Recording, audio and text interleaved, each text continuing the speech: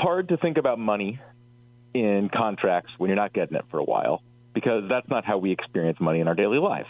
Like, I either have it or I don't. I'm not like, I don't sign a $20 million or 20-year contract with anybody. You know, I just work until I don't, and I get paid at the time. So if you come up with some weird deal like, hey, you work now and I'll pay you in 10 years, well, I don't have any concept for that. Like, it's hard for me to imagine, and so everyone just defaults to looking at the big number. Oh, that's $700 million. That's the largest contract in baseball by a long time, you know, by a long shot. But basically, like, the Dodgers don't have to pay Ohtani right away, and so they can invest it instead. And that's kind of where it gets tricky usually, because, like, you didn't get into baseball to look at investments. So the idea basically is that bonds pay about 4% a year. So if the Dodgers just socked some money away, which they're required to do by the collective bargaining agreement, you know, to kind of keep them honest about paying Ohtani. They can't say, oh, we owe you all this money in 11 years and we're bankrupt. Not that the Dodgers or any team would do that, but they have to put the money aside now. They invest it for 10 years and then they pay them. So when you hear 10 years, $700 million, you might think, oh my God, like $70 million every year starting next year. But no, because it's such a long time, they can put away substantially less. I mean, it's still a big deal.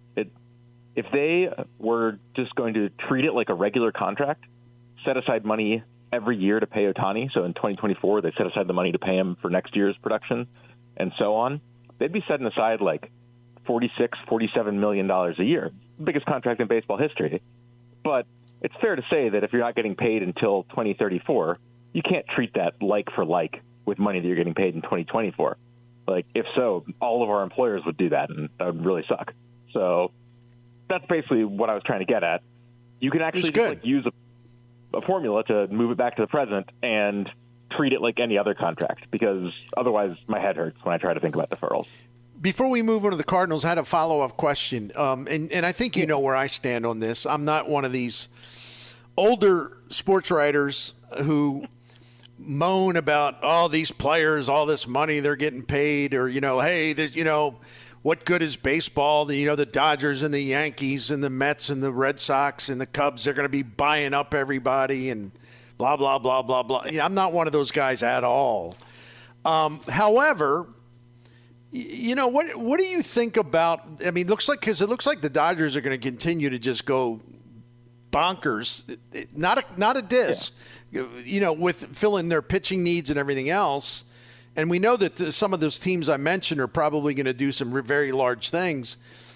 Tell us why, even though I think I know, but tell us why, to people listening, why you think it's okay. And, like, don't worry about it. And it's also, there's no guarantees that the Dodgers or anyone else is going to win the World Series. I mean, I think that's been disproven for quite a while. So tell us about that, the haves and the have-nots. Is there anything we should be concerned about that in that regard? So the main thing that concerns me about the haves and the have-nots is what happens if TV deals get a little bit messed up. I used the Royals as an example when I looked at this earlier this month. And look, I certainly get that there's a lot of people that are combo Royals-Cardinals fans, or, you know, kind of just support all Missouri teams in one way or another. There aren't a lot of people who live in Kansas City. Just, you know, it's just a smaller place, and there aren't a lot of people that watch their games on TV overall. Their local media market's smaller because the Cardinals are big.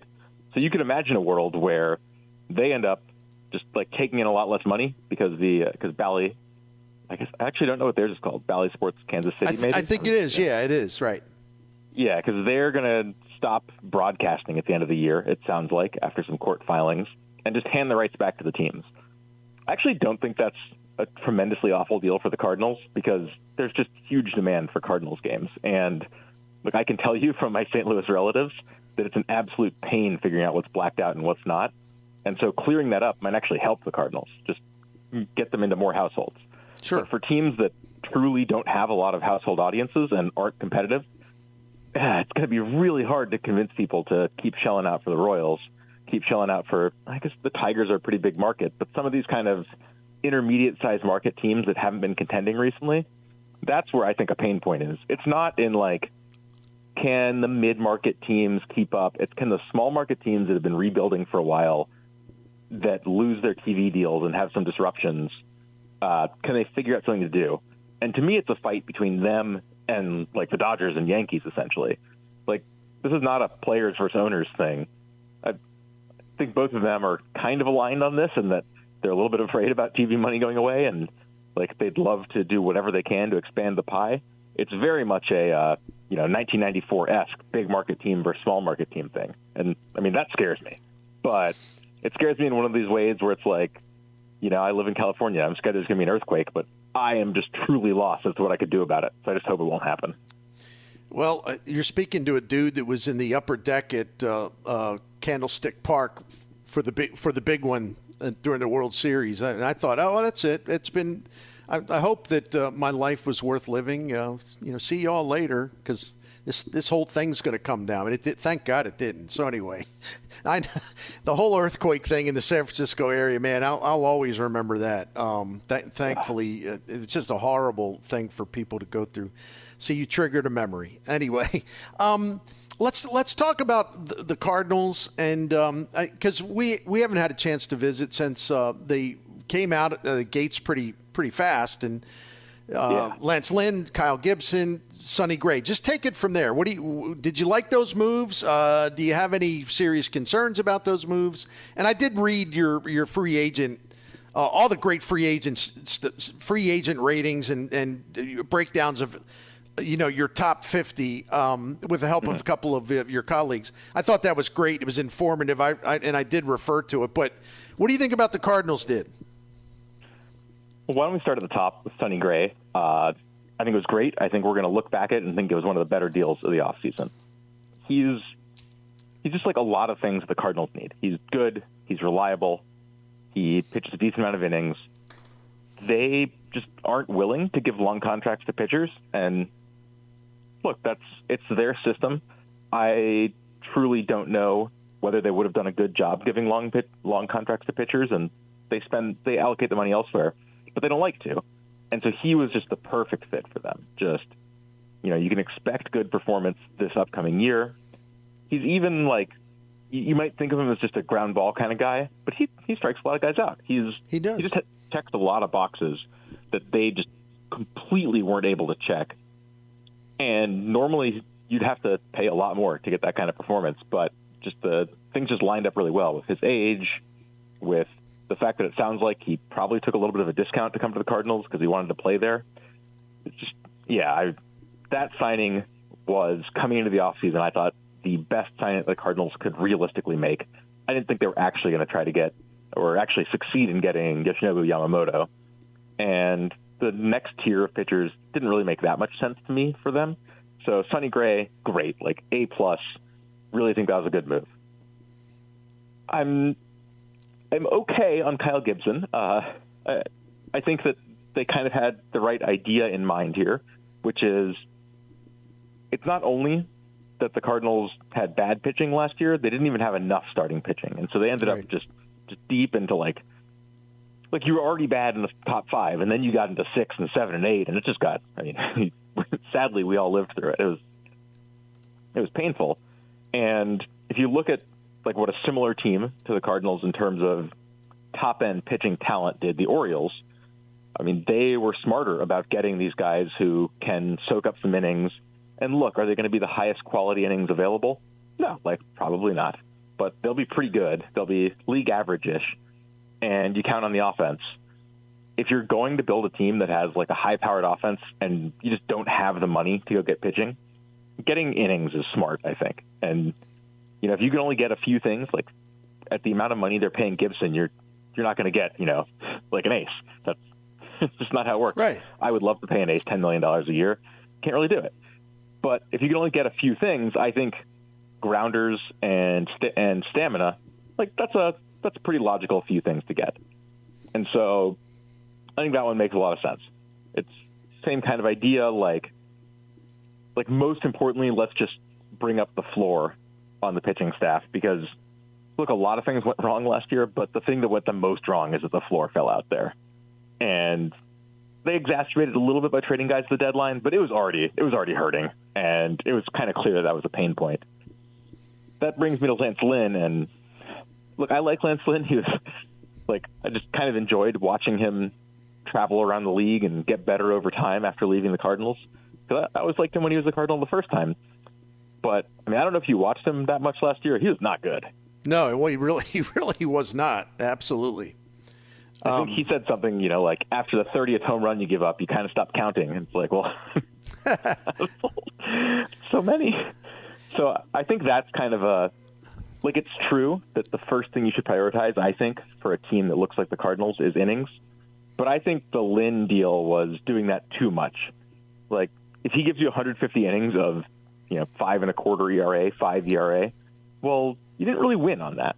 Like, that's not actually what you want. You need something around league average to kind of, if you're protecting other arms with him, he's got to be better than those other arms. And I'm just not convinced that's going to be the case with him. And I think that if you're gonna go do that, I'd rather get a guy like Gibson that just feels to me like more stable. Now, I'm telling you this as a counterpoint. Our projections disagree with me. They think Lance Lynn's going to be pretty good next year.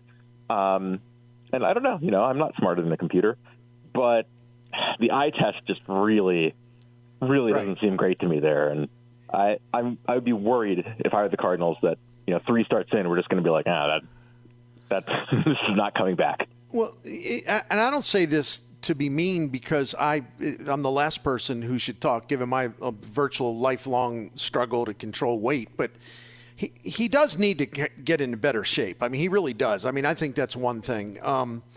But I think what they're banking on, and this is where your expertise will be helpful. He had an abnormal home run fly ball rate. I mean, it was like almost like comical how high and inflated it was. How much should we think realistically that will normalize, and it won't be 19% of all the fly balls hit against him last season went over the wall for a homer? And if he gets that down to 12 or 11%, I mean, do you think that will be enough to make him to reassure that, okay, he's a good, solid, towards the back rotation type starter? Yeah, I mean, the best thing he has going for him is that Bush is just huge. It's cavernous to the alleys, and some of it is that he's giving up a lot of home runs for fly balls. Some of it is that he gives up a lot of fly balls. That's just who he is at this point, because he's kind of gone away from all sinkers. He's started throwing more stuff that's like cutting or backspinning, and he just also allows a lot of balls in play. So there's going to be a lot of fly balls. I don't think that it was undeserved in 2023. He was just giving up meatballs, and he knew it. He'd throw a pitch and he'd be swearing before the ball got out. It's true that, that sounds like a lot of home runs per fly ball, but if you leave a fastball like 92 miles an hour down the middle, how unlucky is it that it went out, and how just, don't do that, is it? I think that those, looking at home run rates, it's like a nice, this will stabilize, this will normalize. But right. You also got to say, if you throw a bad pitch, it's not that it becomes a home run every time. I think people go a little too far on the whole, he made one mistake all game. There's no way. Great pitchers make, 5-6 mistakes every game, and hitters can't hit everything out. Hitters don't hit lobbed fastballs down the middle from position players out every time. But Lance Lynn really does allow a lot of hard contact. So there's going to be a lot of testing of the outfield defense. But if things break the Cardinals' way with him, I think what we're going to say at the end of the season is, hey, the 2 things that he gets the most of are strikeouts and fly balls. And it turns out that we could put our best outfield defense behind him. Edman in center just ran everything down, and the field was just big enough to hold him. That's not the worst idea. I kind of, if they feel pretty strongly about that, and I haven't done as much of a deep dive on exactly what they think they could change about his pitching style that would lead to fewer just absolutely smashed balls. But that's kind of how you can pitch it as a good thing, that the shape of his problem lines up pretty well with some of the things the Cardinals do well. You just got to hope that that's a little bit better than this year, because this year he wasn't. It wouldn't have helped. There was just too many bad pitches, basically. Ben Clemens from Fangraphs. We have a few more minutes with Ben. I wanted to ask you this. Given the 5 starters that they obviously at this point are planning to go into the season with, health permitting and all that, how nervous should Cardinals fans be about the depth and the protection behind the 5 starters? And do they have enough? Do you think they should go out and listen? I think we've all given up. Maybe we've curtailed our optimism that they'll go pursue a number 1 or number 2 starter type. Those are left, even in the trade pool. Do you think they have that in them to go make a big move? And do you think, if nothing else, they need to sort of go back to that Kyle Gibson pool and at least get someone else who can step in if the IL becomes a factor for a multiple number of these guys? What do you think? This feels a little strange to say because I would normally say yes, but I actually feel like they're built in such a way where what I would do is just wait for people to get hurt and then trade for replacements. There you go. Because I'm not really sure who you'd bump that makes a ton of sense. Just look, I'm pretty sure that they promised innings to Lynn and Gibson, and you're obviously not going to bump Gray. So, are you moving Matt back to the bullpen? He looked pretty good at the end of last year. You're not going to move Miklasz. I think you get into the situation where adding an extra guy who's good enough to move the needle, for us, is just going to leave someone kind of stuck. And I just can't see them turn around and bury one of these guys they just signed to, reasonably sizable contracts on, in a swingman role or kind of in the long relief, semi-starter, start some 6 games and everything. That's just not – that doesn't really track with the way they've talked about their offseason so far. So if I were them, I'd basically just keep my ear to the ground for teams trade serviceable starters a lot, and I kind of think they're going to have to do that this year to replace what they lose. I mean, obviously, Liberatore and Rom will get the first shots, but you have to assume at least one and maybe both of those guys won't be quite ready for it. It wouldn't shock me if Liberatore ends up as just a good impact reliever at this point. Right. I don't know how you feel. I don't think I've watched all of his starts, but it often feels like it's just something should work and it's just not, and you just have to change something. I think you and I had the same impression. When he was put in a relief role, he attacked. He was very aggressive. He's got a fastball that moves and can do a lot of things, and it's he was pumping fastballs and not fooling around. He's a lot more cautious as a starter, and maybe that would change over time. But I think that attack mentality, which is common among relievers, works for him. Zach Thompson, what about him? Do you think he's ready for a starting gig? Should they have to turn to him for 12, 13 starts? I think that I'd rather try him than go get a bad starter. Honestly, I probably would rather start with Zach Thompson than Lance Lynn. I'm clearly out of sync with the Cardinals there, but I would do that knowing that there's a chance it's just not going to work. He's looked pretty good, I'd say. He's looked worth hearing more about, but I don't know, how much praise do you want to shower on a guy who had a 4.50 ERA last year? Yeah, I hear you. Is kind of all over the place, even in the minors. His kind of peripheral run prevention numbers don't look amazing. They look all right. And we just don't know a lot about him. I think he's the kind of guy where what you would do ideally is have some interesting starting pitching prospects in the upper minors, more interesting than the Cardinals. They're kind of early in that attempt to switch over to more of a pitching-focused system that Mozeliak's been talking about. But ideally, what you would do is have some guys who weren't going to be ready at the start of the year, start Thompson in the majors rotation. And if he doesn't work out, that's fine. Backfill him with some different guys. I don't think they were going to do that, and so I kind of understand why they just tried to get some stability instead. They just weren't going to operate let's figure it out on the fly and use our minor league depth because they don't have it in pitching. So I don't know. it's hard for me to put myself in their shoes on this one. I feel like they've kind of painted themselves into a corner with the rotation, but I also think it'd be really rough going into next year with Thompson and no backup plan as one of your starters, because I'd like him to work out. There's definitely a chance he doesn't. Ben Clemens, unfortunately, we're getting short on time. We'll revisit this soon, hopefully after the Cardinals make a move to reinforce that bullpen, move or two. But always appreciate you coming on. It's always a great conversation, and I always look forward to the next one. So thank you very much, man, as always. Absolutely. Great talking to you, Bernie. And happy holidays to you. That's our friend Ben Clemens from Fangraphs. And, again, you need to follow him on Twitter by going to @_Ben_Clemens, Clemens.